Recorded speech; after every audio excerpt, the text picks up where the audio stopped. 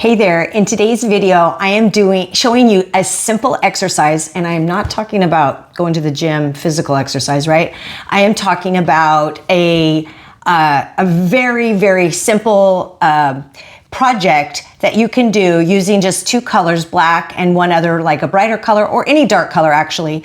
And I got this idea because I follow, like you guys, I follow a lot of people on YouTube, and this one artist, Pat Scrivener, I hope I'm saying her last name right, Scrivener. I will link the video below, or her channel at least below. And she did this very simple exercise. And so I was like making these intuitive marks and doing this project that she had showed. And then I thought, oh, I should show you guys how simple it is and how the results can be so great. And here's the thing. I think often we overthink what we're doing. And I know what happened during the process for me, particularly when I got on camera, is then I started overthinking it. It's like, and I got kind of stiff. So you do better if you're just a little bit looser, and then you apply this one other dot of color, and it's super fun and it's super easy. And it's another one of those things that just kind of gets you moving, get your arms and moving. I did it on 5x7 paper. You could do it on a big paper, on a wall, on an easel. It's just a fun exercise in loosening up. And honestly, the results are something. If you did it enough and you found like 3 or 4 that you liked, I think you could actually mat those and maybe put them in a frame, or even do it on canvas. I think it's that kind of a project. So anyway, I'm not going to chit chat any further, but I hope that you will give it a try. And so without further ado, let's get started. Before I get started, I thought I'd just tell you the 2 paints I'm using today are fluid acrylics, the carbon black and the red oxide. And the reason I'm using fluid, you could certainly just add a water to make your paint a little more fluid, or you could add like a glazing medium. I think there's several different mediums I think you can find that can thin down your paint if you have only heavy body or thicker paint. The reason I'm using thin paint today is because I want to be really loose and expressive with this kind of activity, I guess. And so I find that the paint that isn't as thick allows me to be more loose in general. So I'm going to set this aside in case I need more, and I'm going to show you. I was using the heavy body paint on this, and as you can see, I do like some of these marks, but I thought before I get started, I thought I'm just going to try it with the fluids, and then I thought, well, maybe I'll just show you what I'm doing. Essentially, I'm just making a big bold black mark, and then adding a dot of the red oxide, just as just to change up the look of it, versus just, as you can see, if you just had the black, it just kind of adds this other element and makes the composition that much more interesting. And when Pat, the person I follow on YouTube, Scrivener, was doing it, she was using a much brighter red than the red I'm using. So it pops much, the pop is really great.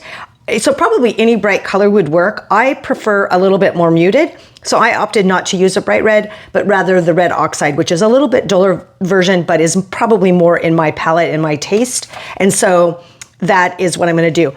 And the ones I'm going to show you, the other thing I wanted to talk about is I like the 1 dot, which is what she did, and I will link that video below. But I kind of am interested in adding maybe 3 dots. I don't know. Some things might lend itself to 1 dot, but maybe 2 or 3, not 2. I probably would never probably do 2. I like odd numbers. So we'll see as I get going how that works. The paper that I'm using, because when I started, I was just like, oh, I'm just going to grab some random paper because I wanted to do her process. I wanted to see how it felt and what it looked like. And I was having so much fun with it. But I have some Bristol paper, which is about a 90 pound, I believe. And I just cut it to 5x7 because I felt like that would limit the size, the mark, and all of that. So this is, and I'll set this over here so you can just see.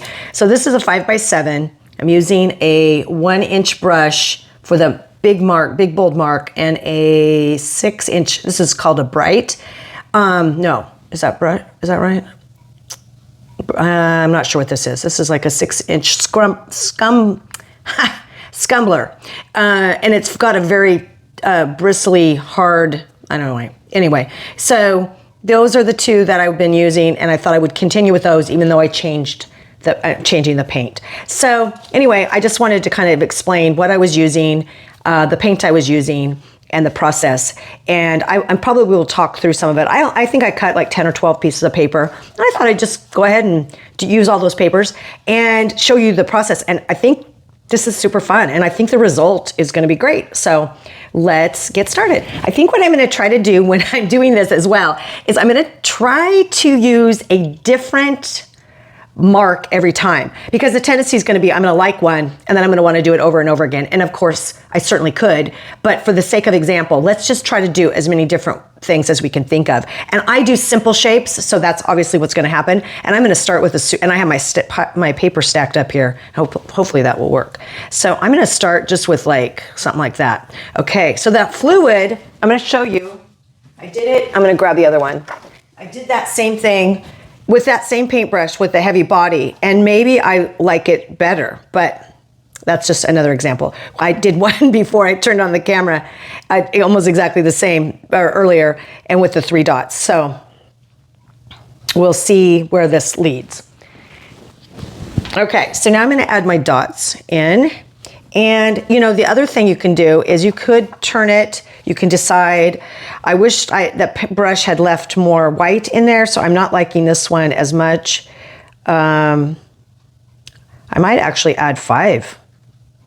Okay, so you can see right immediately it just adds this other element. I'm going to set it aside and then I'll bring them back at the end or show pictures or something like that. I think this one I'm going to, let's see. I'm just going to add, let's just do something, just keep it really simple here at the beginning.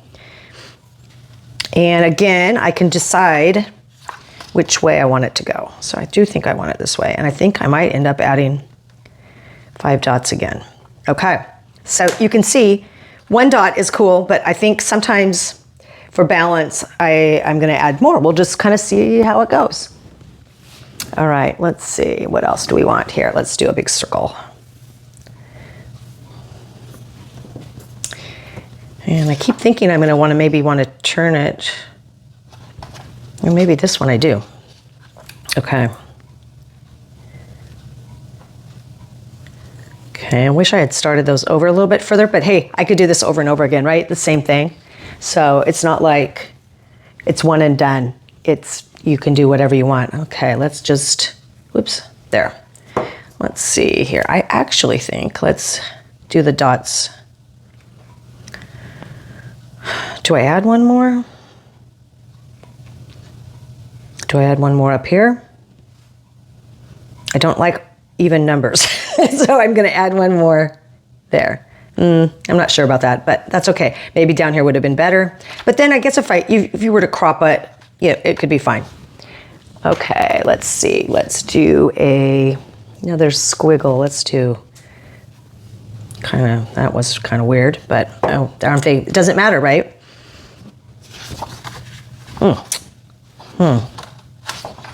Maybe I'll do the dots right here. I feel like this one, I kind of did one similar to that already. Okay, let's see. What's another shape we can do? How about sideways? I don't know. Okay, that's kind of a boring shape, but it's okay.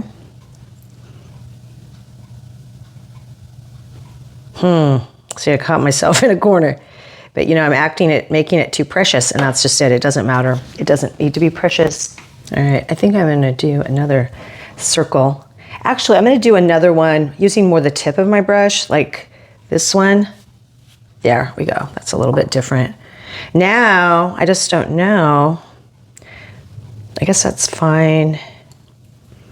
They're too symmetrical almost. So I'm gonna change that up a little bit there. So, okay. And maybe on this one dot's fine. What do you guys think? I don't know. See, this is the thing. And you can add another one, and I could do this over and over again, the same exact thing, if I wanted. So that's the quandary. I feel like I want to do something like that, and then I like that better. Okay. Alrighty. Then let's see. What about, let's see. It's hard to think of shapes. I guess I could do just kind of like a T shape, right? Or something like, yeah, maybe like that, H. I guess you could think of, I often think of alphabet letters. That it didn't end up being a T, it ended up being an H, but maybe I'll do a T next.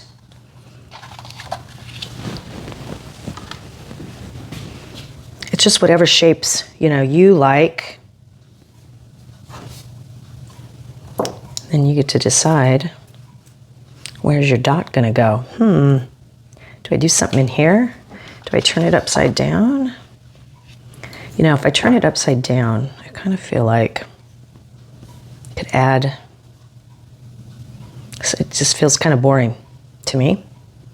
Okay, I'm just doing my own thing here. Let's do it in here. I don't know if I'm gonna like that, but it's a little weird. I don't know. I think I'm overthinking it. It's just like you need to pick up your brush and just kind of make, now that was a little too crazy. I wouldn't suggest that you go quite like that. That one I don't really like, but that's okay. Might go back to another circle. Using more the tip of my brush. This is like a filbert shape, so you can do a lot of different things with it, but if you hold it straight down, you're gonna get a not as thick of a line. And let's see, I like that. Maybe I just go one. I'm not a big fan of the one, but I guess it's okay. And maybe I need to swing this up a little bit more, like that. Okay. See, the problem is, the more I do it, the more I start thinking about it, and I think that's where the problem lies. It's like if you don't think, then I think they were better. They were kind of better at the beginning when you just kind of did it without thinking.